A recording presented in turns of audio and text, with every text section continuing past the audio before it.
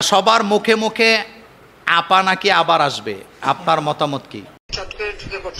না আপা, আপনি আপা, শান্তি লাগলো আপা। জি আপা, না আপা দেবো আপা। আপা আপনার কাছে আপা একটু ফোন দিছি এটা ব্যাপারে আপা, মহানগরে আপা কি করতেছি আপা, পরিস্থিতি আপা খুব খারাপ, সকল নেতা কর্মী তো আপা। শোনেন, একটা কথা বলি, শোনেন, আমি বলি, উনি আসলে কি আমাদের কোনো অসুবিধা আছে? আপনার আছে? আমার নাই। উনি আসলে আমার কোনো কি নাই, অসুবিধা নাই। উনি আসতেই পারেন, এই দেশের নাগরিক, উনি এদেশের 4 বারের প্রধানমন্ত্রী, যেভাবেই হোক উনি আসবেন, এটা ওনার দেশ, ওনার জন্মভূমি। আপনি যাই বলেন, উনি আসতেই পারেন। তবে আমরা তো ওনার না আসা চাই নাই, আমরা শুধু ওনার কাছে কামনা করি আলেমদেরকে যেভাবে লটকাইছেন ভারতের কথা মতো, এদেশের ইসলামকে যেভাবে, আকিদাকে যেভাবে ধ্বংস করেছেন, ভারতের কথা মতো যেভাবে শিক্ষা ব্যবস্থাকে ধ্বংস করেছেন, এই জাতিকে যেভাবে ভারতের গোলাম বানাইতে চাইছেন, এখান থেকে আপনি ফিরে আসেন, আপনার জন্য বাংলাদেশের দরজা খোলা। আপনাকে যাইতেও আমরা বলি না, একদিনও না, দোয়াও করি না, আপনি চলে যান। কিন্তু এই দেশটা একটা স্বাধীন দেশ। বাংলাদেশটা কি দেশ? এটা কি ভারতের গোলাম? ভারতের কোনো অধিকার নাই আমার দেশের রাজনীতি নিয়ে নাক গলাবার। তবে মনে করে না ভারতের এখান থেকে চলে গেছে, এখনো জায়গায় জায়গায় আছে, এখনো জায়গায় জায়গায় বসে আছে। আমরা আওয়ামী লীগ ক্ষমতা থাকলেও আমাদের কোনো অসুবিধা নাই, বিএনপি থাকলেও নাই, যে ইচ্ছাতে থাকুক কোনো অসুবিধা নাই। কিন্তু একটা জায়গায় অসুবিধা আছে, ইসলামের বিরুদ্ধে একটা আইন করা যাবে না। আপনি এমন একটা সংবিধান কেন বানাইতে গেলেন যে সংবিধানে একটা ধারাই থাকতে হবে, আল্লাহর উপরে আস্থার বিশ্বাস রাখলে এদেশের রাজনৈতিক দল নিবন্ধন পাবে না, এই রকমের কুফরি ধারা বাংলাদেশের কোন সংবিধানে থাকা এটা মানায় না। কারণ এখানে 5 বেলা আজান হয়। কয় বেলা? কয় বেলা? লক্ষ লক্ষ কোটি কোটি মানুষ এখানে নামাজ পড়ে কাঁধে কাঁধ মিলাইয়া। আপনার বিবেকে বাঁধলো না? আচ্ছা বলেন তো, আমার আস্থা বিশ্বাস কার উপরে? ওয়ামা আলানা আল্লাহ নাতাওয়াক্কাল আলাল্লাহ। হযরতে মুসা আলাইহিস সালাম বলতেছেন, আমি তো আমার আল্লাহর উপরেই আমি ভরসা করব। আমার আস্থা, আমার বিশ্বাস কার উপরে? তা আপনি বলেন তো, আপনি দেশ চালাইছেন, এই রকমের ধারা কি আপনার জন্য বেশি দরকার ছিল? না। এটা কি আপনার কোনো কাজে আসছে? না। মাদ্রাসা শিক্ষা ব্যবস্থারে কাটতে কাটতে কিচ্ছু নাই, কিচ্ছু নাই মাদ্রাসা শিক্ষা। আপনি যান, মাদ্রাসা শিক্ষা ব্যবস্থায় কিচ্ছু নাই। এই সিলেবাস দিয়ে একজন আলেম আপনি তৈরি করতে পারবেন না। গত জুমায় আমি বলেছিলাম যে এই সিলেবাস দিয়ে আলেম তৈরি হয় সব শেষ করে দেওয়া হয়েছে।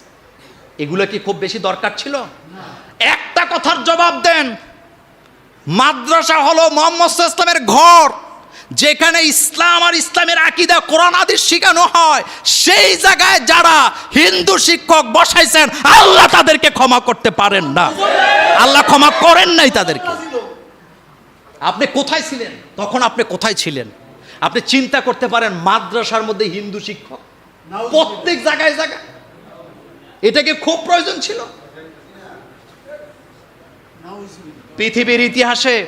পৃথিবীর ইতিহাসে আপার চাইতে একসাথে এত বেশি মসজিদ কেউ বানায় নাই। কিন্তু আপনি মসজিদ বানাইছেন, মসজিদ আপনি বানাইছেন, আপনি যাবেন মসজিদে যেয়ে দেখবেন মসজিদ কি অবস্থা, কিভাবে বানাইছেন। মসজিদ বানায়া কোটি টাকা থাকলে, মুসল্লি না থাকলে এই মসজিদের কোনো দাম নাই। আমাকে একজন মডেল মসজিদের খতিব বলছেন, আমি এখন তাহাজ্জুদ পড়ে দোয়া করি যে আল্লাহ আমাকে এর থেকে মুক্তি দাও, আমি কেন মডেল মসজিদের ইমাম হতে গেলাম?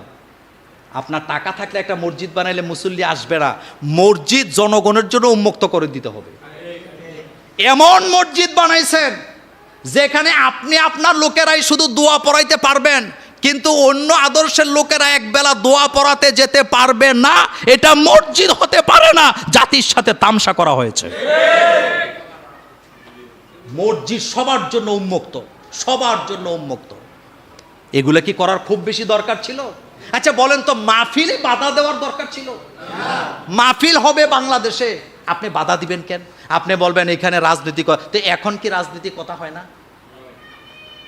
এখন হয় না? কই মাহফিলে তো কোনো গন্ডগোল হয় না।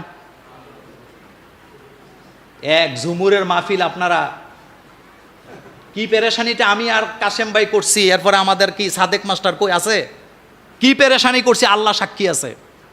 3টা অনুমতি আনার পরেও ডক্টর আবুল কালাম আজাদ যখন আলোচনা করতেছিল, এরপরও গাড়ি লয়ে হই নির্ভূত রাইয়া দাঁড়াইছে।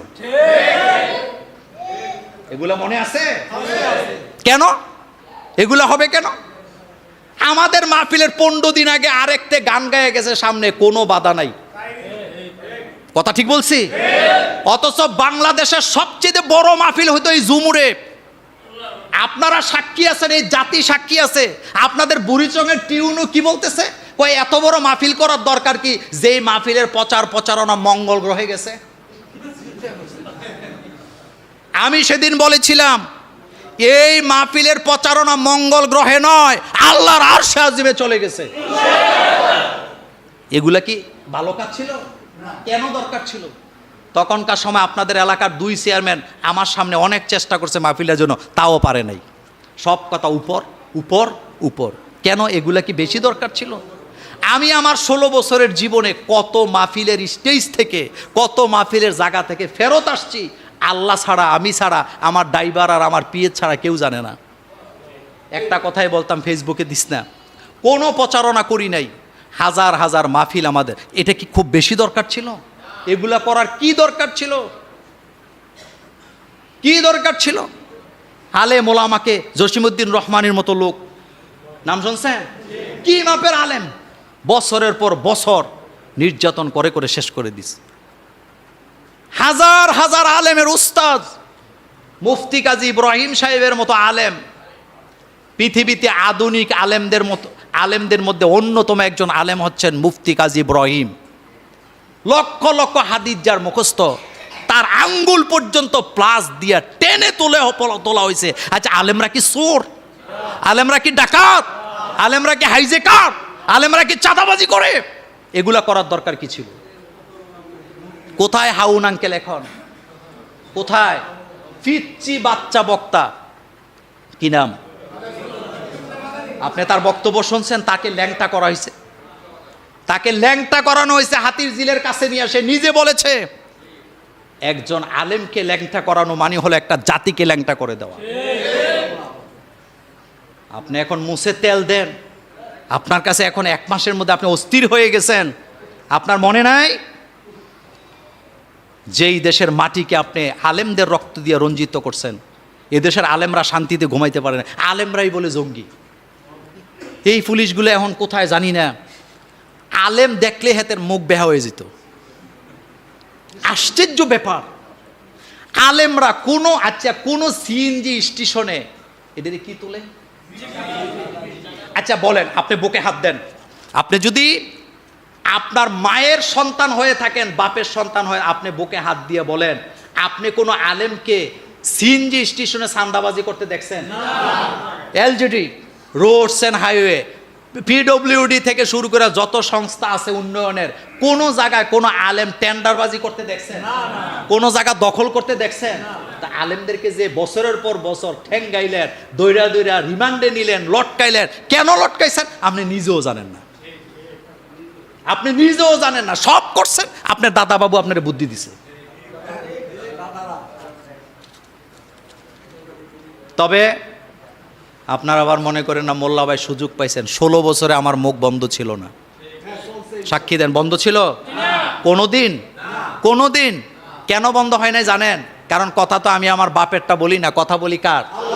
জন্মাইছি কয়বার, মৃত্যু কয়বার, তা আপনি আমার মেরে ফেলেন, সমস্যা কি? কিন্তু আমার প্রশ্ন একটা জায়গায়, আলেমদেরকে এত নির্যাতন করার দরকারটা কি ছিল? কেন করলেন আপনি এটা?